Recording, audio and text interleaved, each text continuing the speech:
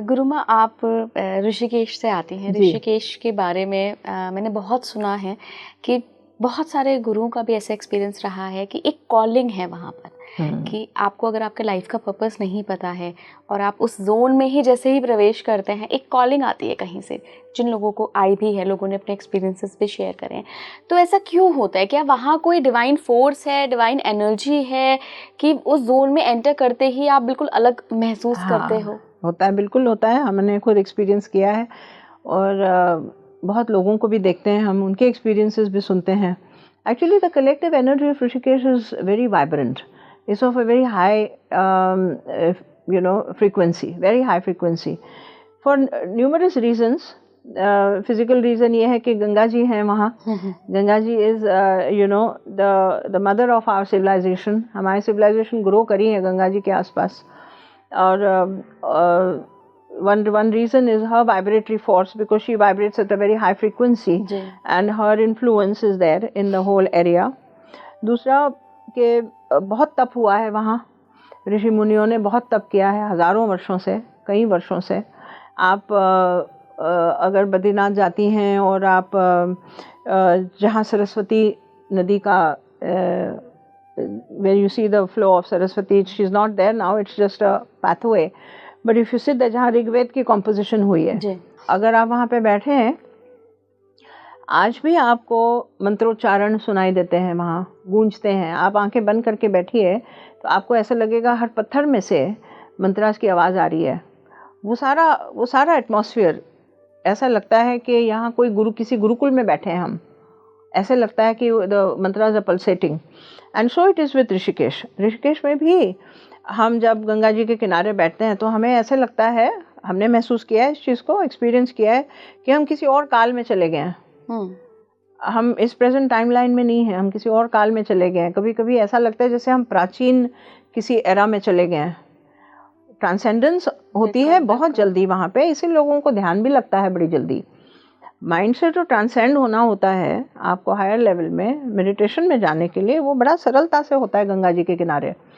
और पुण्य आत्माएं अभी भी, आज भी, जिसे हम एक कलेक्टिव गुरुज एनर्जी कहते हैं, बहुत सारे ऋषि मुनियों ने तप किया है वहाँ पे, वो आज भी जीवित हैं वहाँ पे।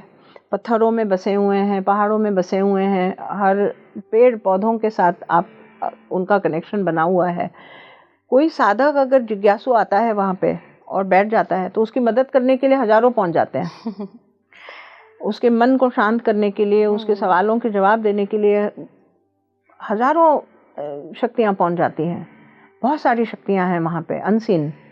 और ऐसा हुआ ही नहीं, मेरे साथ तो कभी ऐसा नहीं हुआ कि मेरे मन में कोई सवाल रहा, मैं गंगा जी के किनारे बैठी हूँ, मुझे जवाब ना मिला हो। किसी रूप में मिल जाता है जवाब। कोई आके कुछ कह देता है वेरी कैजुअली और वो जवाब मुझे मिल गया। या हमारे ही दिमाग में, मस्तिष्क में कोई बोल जाता है, कोई अनसुनी, मतलब अनदेखी सी आवाज़, कोई बोल जाता है, कुछ जवाब आ जाता है।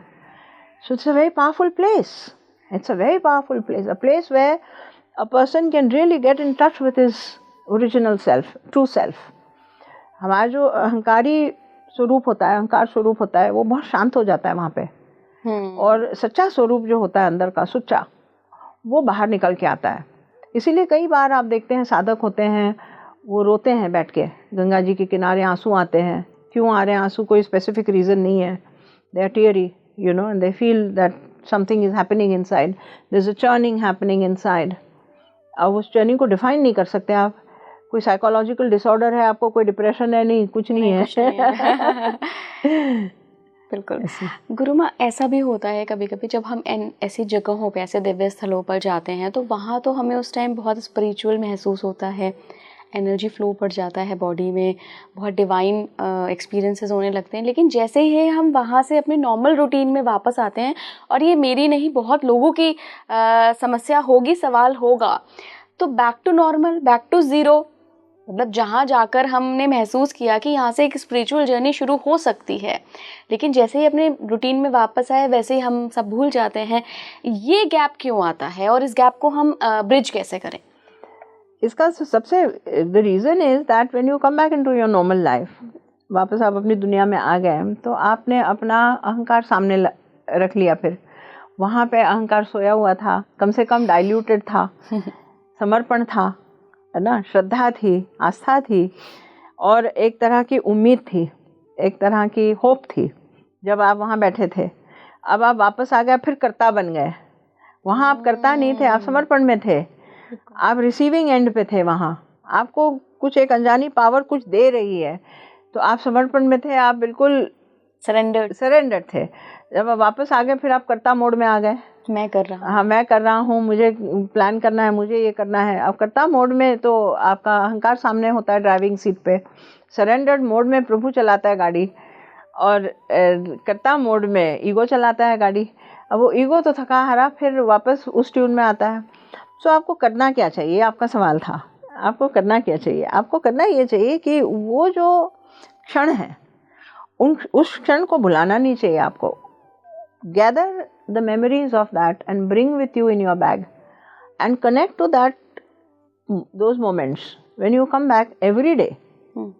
For example, you sit in the morning and you visualize yourself, imagine, you see the mind and the prana are connected. Wherever your mind is, the prana will move there.